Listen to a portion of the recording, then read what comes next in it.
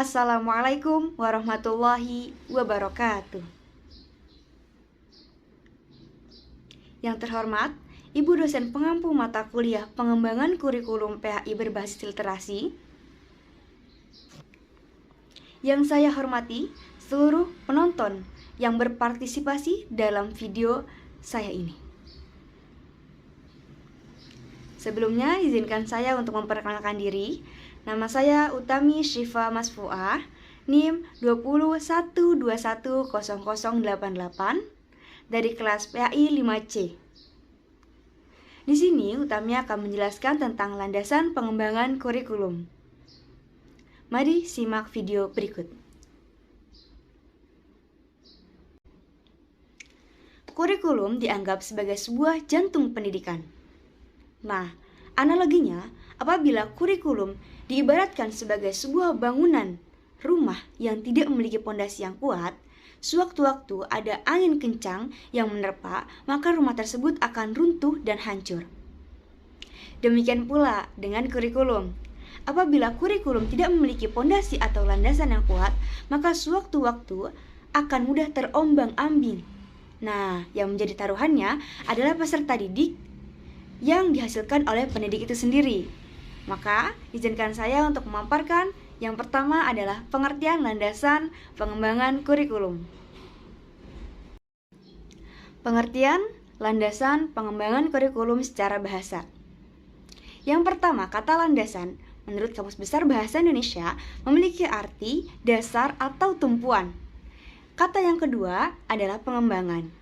Pengembangan berasal dari kata bahasa Indonesia yang memiliki kata dasar adalah kembang, yang memiliki arti, proses, cara, atau cara mengembangkan. Nah, kata terakhir yaitu ada kurikulum. Kurikulum di sini berasal dari bahasa Latin yang artinya yaitu kurikuler. Dalam bahasa Indonesia artinya berarti jarak yang harus ditempuh oleh seseorang. Dalam bahasa Prancis, kurikulum berasal dari kata carter. Di dalam bahasa Inggris, kurikulum berasal dari kata to run, yaitu berlari. Kemudian, selanjutnya, pengertian landasan pengembangan kurikulum secara istilah. Secara istilah, kata landasan yaitu memiliki arti gagasan.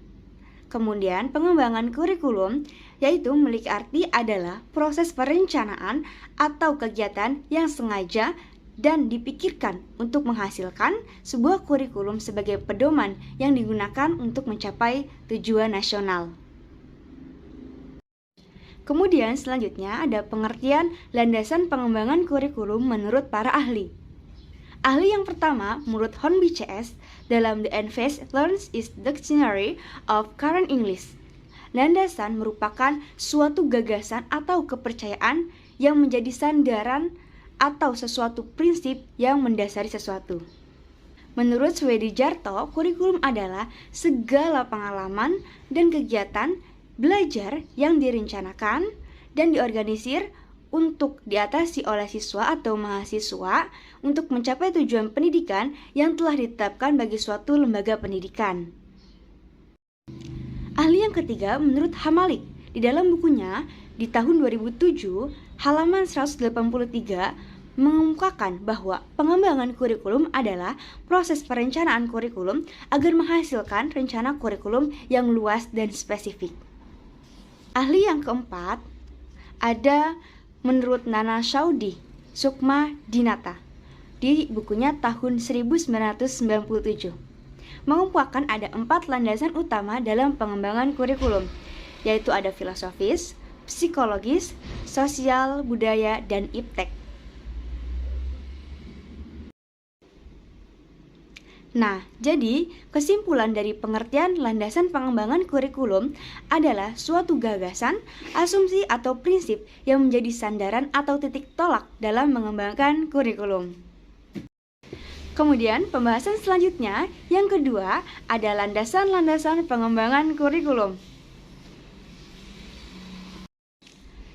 Macam-macam landasan pengembangan kurikulum ada 5. Yang pertama adalah landasan filosofis, yang kedua landasan psikologis, yang kedua adalah landasan sosiologis, yang keempat ada landasan iptek, Yang kelima ada landasan organisatoris. Pembahasan selanjutnya, kita membahas tentang landasan filosofis di pengembangan kurikulum di sini. Nah, di sini memiliki arti secara bahasa tentang landasan filosofis. Filsafat berasal dari bahasa Yunani kuno, yaitu philosophia. Nah, kata philos di sini memiliki arti cinta mendalam, sedangkan kata sophia memiliki arti kebijaksanaan. Nah, secara harfiah, di sini arti filsafat adalah pencinta kebijaksanaan. Nah, kemudian selanjutnya ada pengertian filsafat secara istilah. Filsafat adalah kajian masalah umum dan mendasar tentang persoalan seperti eksternal, pengetahuan, nilai, akal, pikiran, dan bahasa.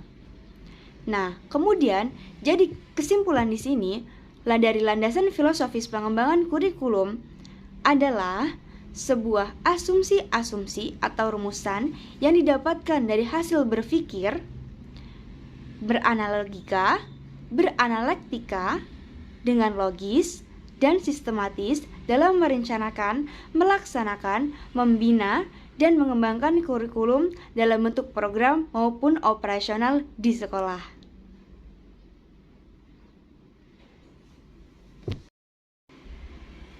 Selanjutnya, ada 4 fungsi filsafat dalam proses pengembangan kurikulum. Yang pertama adalah filsafat dapat menentukan arah dan tujuan pendidikan sendiri. Nah, yang kedua adalah filsafat dapat menentukan isi atau materi pelajaran yang harus diberikan sesuai dengan tujuan yang ingin dicapai. Yang ketiga, dapat menentukan strategi atau cara pencapaian tujuan pendidikan di sini. Sedangkan yang terakhir, fungsi filsafat di sini adalah dapat menentukan tolak ukur keberhasilan proses pendidikan.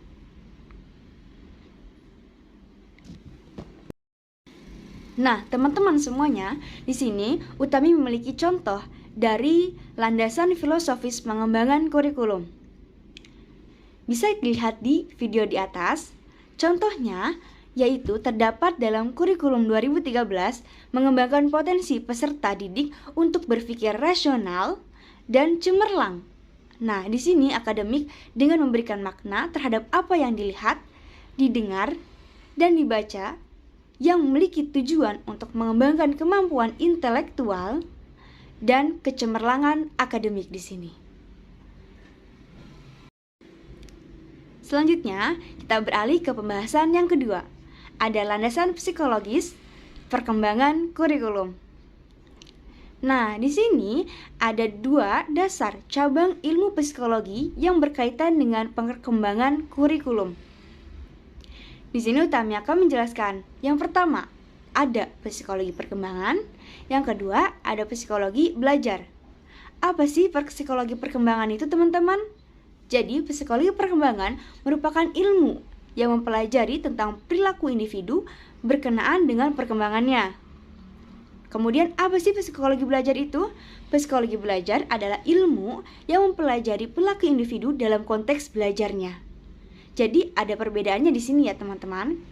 Nah, kemudian psikologi perkembangan dan kurikulum.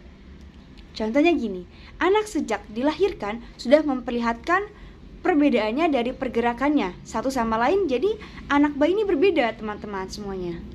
Hal ini menggambarkan bahwa sejak lahir anak itu memiliki potensi yang berkembang secara berbeda satu sama lainnya. Nah, kemudian ada psikologi belajar dan kurikulum. Psikologi belajar dan kurikulum merupakan suatu ilmu yang mengkaji bagaimana individu belajar. Di sini, segala perubahan belajar yang terjadi karena proses pengalaman dapat digolongkan dengan perilaku belajar. Sedangkan perilaku yang secara instan itu belum dimasukkan ke dalam perilaku belajar. Di sini ada menurut para ahli, yaitu menurut Maurice L. Bige dan Maurice P. Hahn, ada 3 rumpunan teori belajar.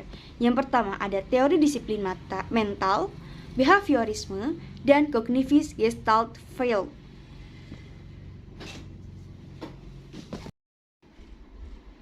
Di Di sini kita memiliki contoh landasan psikologis perkembangan kurikulum. Contohnya bisa teman-teman lihat. Di sini ada ketika pendidik mengajar TK dan SMP harus berbeda karena dari segi kedalaman ilmunya maupun mental usia siswanya itu berbeda pula. Maka pendidik harus bisa membimbing siswa sesuai dengan kebutuhannya. Kemudian yang ketiga ada landasan sosiologis perkembangan kurikulum. Pengertian landasan sosiologis dalam perkembangan kurikulum adalah asumsi-asumsi yang berasal dari sosiologis yang dijadikan titik tolak dalam pengembangan kurikulum di sini. Kemudian, landasan ini didasari bahwa pendidikan adalah proses untuk meningkatkan harkat dan martabat manusia. Menurut Sukma Dinata, di bukunya tahun 1997, di halaman 58-59, menyebutkan faktor pentingnya landasan sosiologis dalam pengembangan kurikulum. Karena apa? Karena ada 3 hal. Yang pertama, karena pendidikan mengandung dan memberikan pertimbangan nilai. Nah, kemudian yang kedua, pendidikan diarahkan dalam kehidupan dalam masyarakat. Yang ketiga, karena pelaksanaan pendidikan dipengaruhi dan didukung oleh lingkungan masyarakat setempat pendidikan itu berlangsung. Di sini ada contoh dari landasan sosiologis pengembangan kurikulum. Kemendikbud mengemasukkan muatan lokal dalam kurikulum 2013 revisi untuk mengembangkan kompetensi yang disesuaikan dengan ciri khas dan potensi itu sendiri. Pembahasan selanjutnya adalah landasan ilmu pengetahuan dan teknologi dalam mengembangkan kurikulum. Apa itu IPTEK? IPTEK adalah ilmu pengetahuan dan teknologi. Kemudian, apa itu landasan IPTEK dalam mengembangkan kurikulum? Baik, landasan ilmu pengetahuan dan teknologi dalam mengembangkan kurikulum adalah asumsi-asumsi yang bersumber dari hasil riset dan penelitian dan aplikasi dari ilmu pengetahuan yang menjadikan titik tolak dalam mengembangkan kurikulum. Di sini ada alasan ilmu pengetahuan dan teknologi yang harus digunakan sebagai landasan kurikulum. Ada 4 alasan ilmu pengetahuan dan teknologi yang harus digunakan sebagai landasan kurikulum. Yang pertama, ada kemajuan ilmu pengetahuan dan teknologi membawa manusia pada masa yang tidak pernah terbayangkan dari sebelumnya. Yang kedua, ada banyak yang muncul permasalahan akibat penyalahgunaan kemajuan ilmu pengetahuan dan teknologi. Yang ketiga, kurikulum perlu diupdate agar sesuai dengan perkembangan teknologinya di sini. Yang keempat, perubahan yang perlu diperhatikan dan antisipasi dalam mengembangkan kurikulum adalah perubahan pola hidup politik dan sosialnya.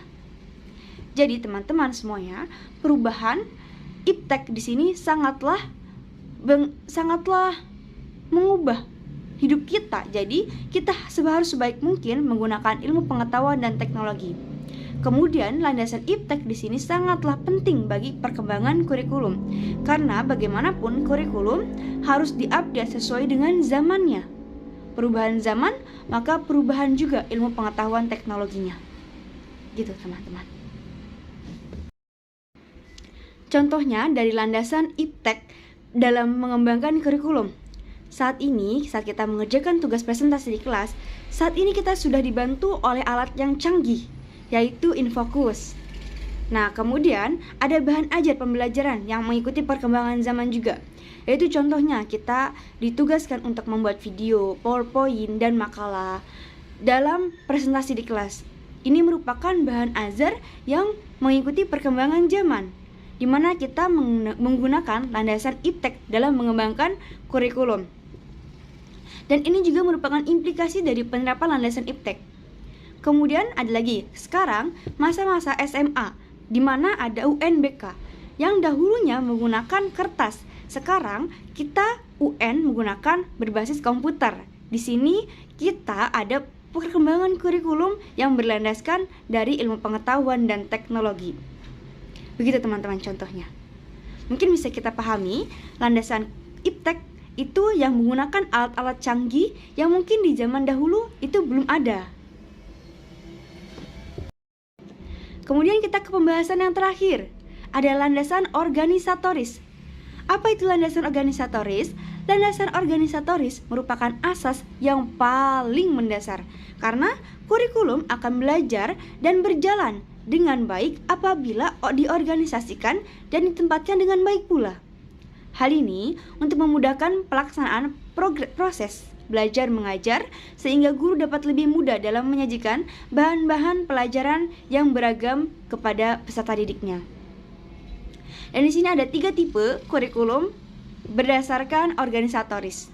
Yang pertama ada separated subject curriculum, yang kedua ada correlated curriculum, yang ketiga ada integrated curriculum atau kurikulum terpadu. Selanjutnya, ada contoh dari landasan organisatoris dalam mengembangkan kurikulum. Di sini ada integrated curriculum atau kurikulum terpadu. Di sini secara sengaja kurikulum ini dikaitkan dengan antar pelajaran maupun intra-pelajaran. Jadi sengaja diorganisasikan agar pendidik ini dengan mudah mengajarnya. Contohnya gini, ketika di kelas PI 5C diberikan suatu proyek, dan di suatu proyek ini di satu kelas dibagi dengan contoh 8 kelompok. Nah, ketika 8 kelompok ini, satu kelompok misalkan ada 5 orang. Jadi seluruh mahasiswa contohnya ada 40 orang. Ketika satu kelompok diberikan proyek, maka misalkan menganalisis tentang pendidikan agama Islam di masyarakat sekitarnya. Ketika sudah dianalisis, kemudian hasil analisis ini dirembukan menjadi satu kelompok seperti layaknya kerja kelompok biasa. Kemudian setelah itu dikoreksi oleh gurunya.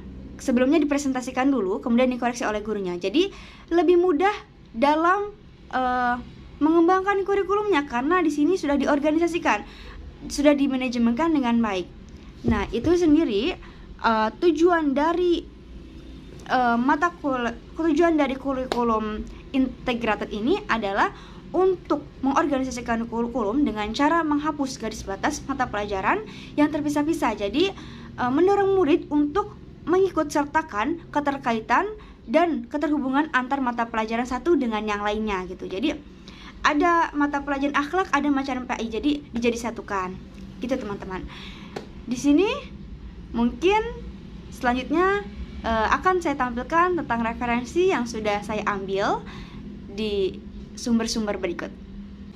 Di saat ini menampilkan tentang referensi-referensi yang sudah saya ambil untuk memaparkan di video ini. Ada dari buku Pak Nasution dan lainnya.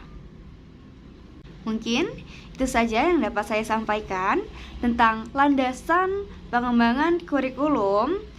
Ada yang pertama tentang pengertian, kemudian yang kedua kita membahas sudah tentang macam-macam landasan pengembangan kurikulum, di mana ada filosofis, sosiologis, psikologis, iptek, dan organisatoris.